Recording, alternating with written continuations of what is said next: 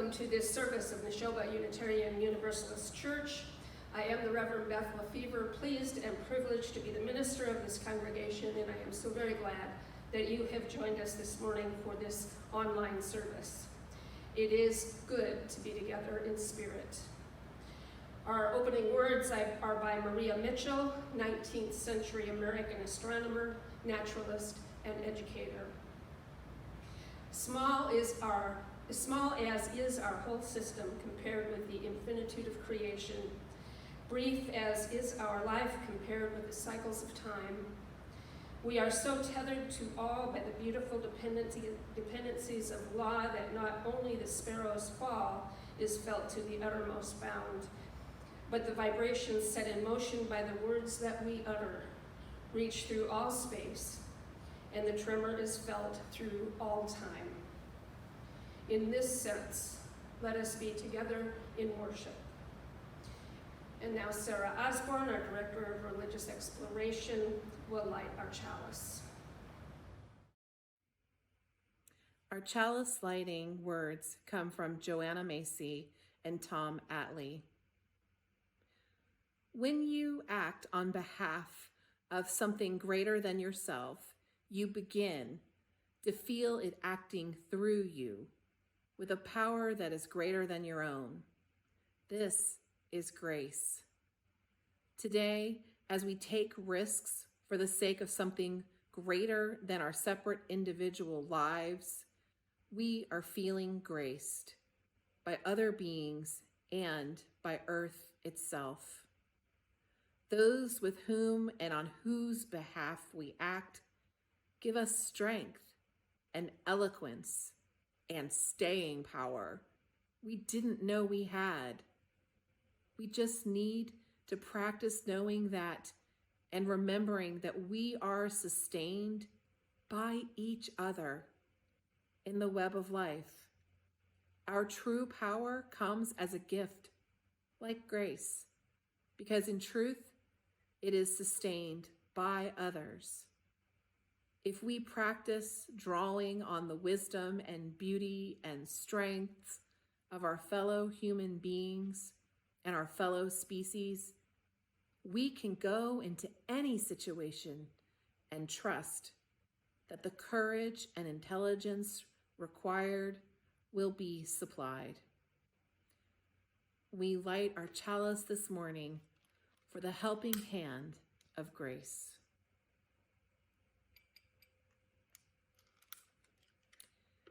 And now, if you will please join me in saying the words of our affirmation of covenant.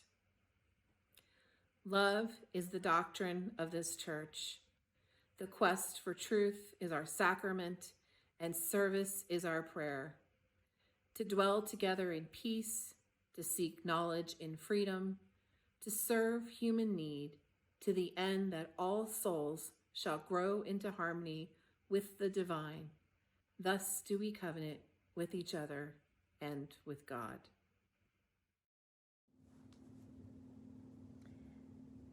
So one of the good things about quarantine is I've noticed how many people have adopted or fostered pets while they've been home. So I have a special guest here helping me read this story. This is one of our adopted kittens. His name is Kit Kat.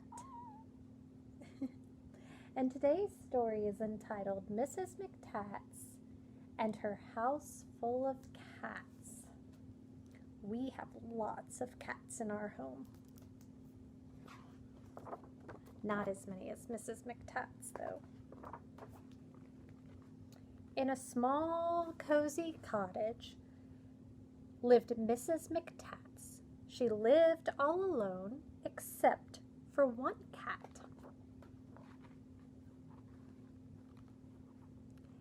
Every morning she left as the clock struck 8 to market, I mustn't be late. She browsed through the market and chose a plump fish for Abner and me. What a sumptuous dish. But when she got home, there came a scratch on the door, and in walked 2 cats. Was there room for 2 more? "Come in, my sweet dears," said Mrs. McTats. "I'm sure I've got room for just 2 more cats. I'll call you Basil, and Curly you'll be. I only had 1 cat, but now I have 3. The very next morning, Mrs. McTats woke early. She stopped to pet Abner and Basil and Curly. To market, I mustn't be late. This chicken, I think, will surely taste great." But when she got home, there came a scratch on the door, and in walked 3 cats. Was there room for 3 more? "Come in, my sweet dear," said Mrs. McTats. "I think I've got room for just 3 more cats. Now, give me a moment. What shall your names be?" "Your Dolly, your Ernest, and Fuzzy makes 3. The very next morning off went Mrs. McTats. "What can I buy for my 6 hungry cats?" "I've got it," she said. "I'll make a nice stew." So she carried home beef and liver to brew. But back at home, there came a scratch on the door, and in walked 4 cats. Was there room for 4 more? "Come in, my sweet dear," says Mrs. McTats. "I know there's a place for just 4 more cats. 10's a fine number, 10 cats in May. I'll call you Goldie, and Herman you'll be." Izzy and Jezebel pranced across the floor, and then right behind them followed 5 more. Coco and Linus, Millie, Noreen, and you shall be Oscar. There, that makes 15. The very next day off went Mrs. McTats. What can I possibly feed 15 cats? She chose a fresh tuna, she chose a fine trout, but when she got home, her cats were all out. She counted her cats from 1 to 15, but somehow 6 more cats had just joined the scene. Come, my sweet dear," said Mrs. McTats. "I'm sure I have plenty for 21 cats. Pip, Quip, and Rosebud, Sally, and Tosie. Ursula, dear, do make yourself cozy." But then came another scratch on the door. Could it be more cats? How many more? In came Violet, in came Winnie, and just behind a kitten she named Zinnie. In came Yodel, the last of the bunch, 25 cats ready for lunch. But something was missing. What could it be? Just what it was, Mrs. McTats could not see. As she stood there puzzling, there was a scratch on the door, and Mrs. McTats wondered, could there really be more? Could she squeeze in more cats, more than 25? Who was the one who was next to arrive? "Come in, my sweet dear," said Mrs. McTats. "I live in this cottage with 25 cats. But if you don't mind, you're welcome to stay, you're welcome to eat, you're welcome to play." Now, in a small cottage lives Mrs. McTats, all happy and cozy with 25 cats and 1 little puppy who's known as Zoom in a small cozy cottage with plenty of room. And just when the clock strikes each morning at 8, Mrs. McTats hurries off.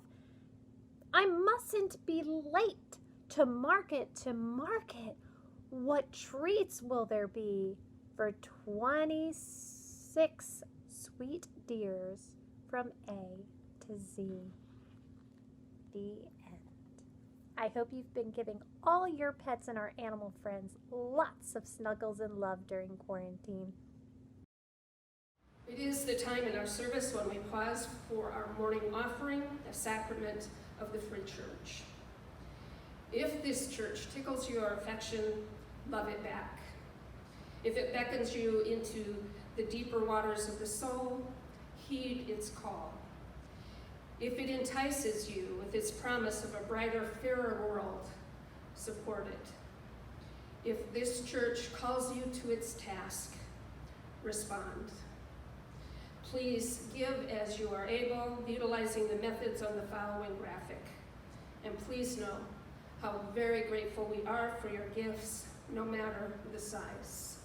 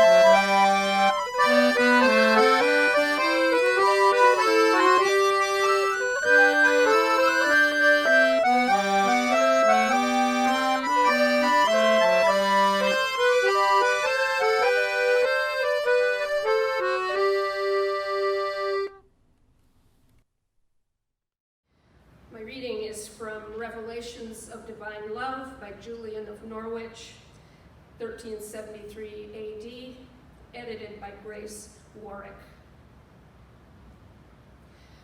Julian's mystical views seem in parts to be cognate with those of earlier and later systems based on Plato's philosophy, and especially perhaps on his doctrine of love as reaching through the beauties of created things higher and higher to union with the absolute beauty above, which is God. Schemes of thought developed before her and in her time by Plotinus, Clement, Augustine, and others. Yet the mysticism of her revelations is peculiarly of the English type. Less exuberant in language than Richard Rolle, the Hermit of Hampole, Julian resembles him a little in her blending of practical sense with devotional fervor. But the writer to whom she seems, at any rate in some of her phrases, most akin, is Walter Hilton, her contemporary. But Julian, while perhaps more speculative than either of these typical English mystics, is thoroughly a woman. Lacking their literary method of procedure, she has a high and tender beauty of thought and a delicate bloom of expression that are her own rare gifts. The beauty of the hills against skies in summer evenings, of an orchard in mornings of April.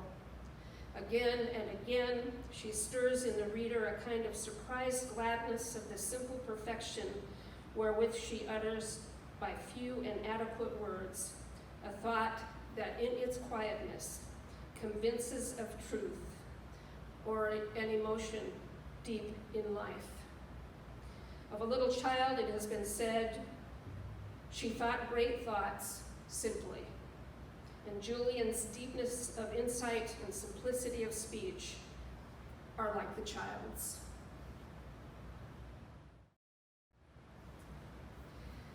Julian of Norwhich, 14th century mystic and anchorite or anchoress, is one of the people I most often quote privately in my own interior life. Although I must admit, I also quote her to my pups every day when leaving the house as an affirmation I have come almost superstitiously to rely upon. I believe in the power of affirmations, stating their words as something I expectantly hope for, and by the very stating, putting out there the energy by which they may move toward greater truth. I believe we tend to attract to us that which we think about, And when I say an affirmation, I am definitely thinking about it, however shortly. You may not all share this belief in affirmations, and that's okay. That is just one of the delights, the many delights of our amazing faith tradition. We all develop our own spiritual truths, nourished by one another and by our 7 principles, a guiding document of our religious tradition. But I do believe in them, and the one I use most often is probably the most famous of all those of Julian of Norwhich. All shall be well, and all shall be well, and all manner of things shall be well. While not a student of mysticism nor of Julian of Norwhich, I find her life in particular quite curious and amazing. And I am drawn to this quote and bring it to you today because Julian had no practical reason to believe all would be well.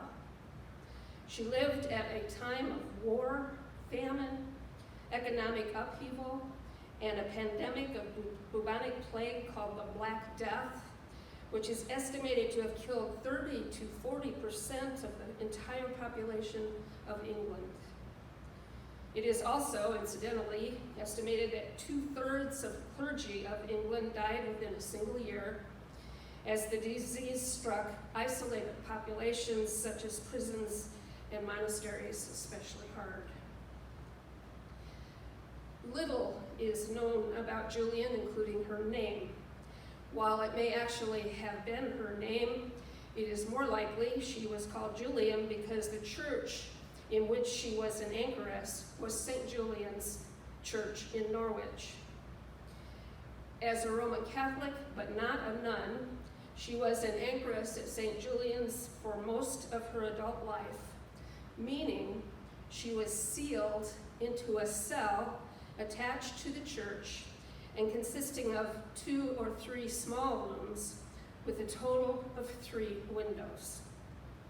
She had a cat, the practical reason to kill off rodents, but which in fact provided her great company and comfort. It is also believed she had a maid to assist her with food and essentials. She became a beloved spiritual advisor during her time as anchoress and consulted with the spiritually, emotionally, and practically afflicted through the one of her 3 windows designated for that purpose. So while she was isolated and unable to leave her cell for the rest of her life, she was able to see and talk with people and counsel them. She was the author of what is believed to be the earliest surviving book in the English language written by a woman. Her book, from which I took our opening reading, is entitled Revelations of Divine Love and consists of reflections on 16 visions she received or had over the course of about 12 hours on May 8, 1373. She was 30 years old at the time and very ill, having prayed to God for a severe illness that would give her the experience of dying without death actually occurring, so that she might live more intensely mindful of God thereafter. She did recover and did become more devout, embracing and expressing powerful images of God as love and not as judgment and punishment. She believed that God's compassion is freely given to us and that in God there can be no element of wrath, that the wrath, or quote, all that is contrary to peace and love, is in us and not in God, unquote. In that, she appeals to my Universalist leanings and the Universalist theology of our faith that historically proclaims that salvation is available to all and that a loving God would condemn no one to hell. She also appeals to my feminist nature in that her experiences of God, as expressed in her writings, our maternal experiences fully equating God the Mother with God the Father, and presenting a maternal God who lovingly creates, compassionately restores, and caringly sustains. Her mystical showings, or visions, written about in her book, are accessible online without copyright restrictions and available to all. As a humanist, these very Christian writings do not speak to me much beyond her optimism, her use of lyrical language, and the hope she expresses in a compassionate and loving God, so at odds with the popular belief then and now of a God who judges, condemns, and punishes. What a relief her writings and her counsel must have been to a populace beaten down by death and war, illness, poverty, and famine.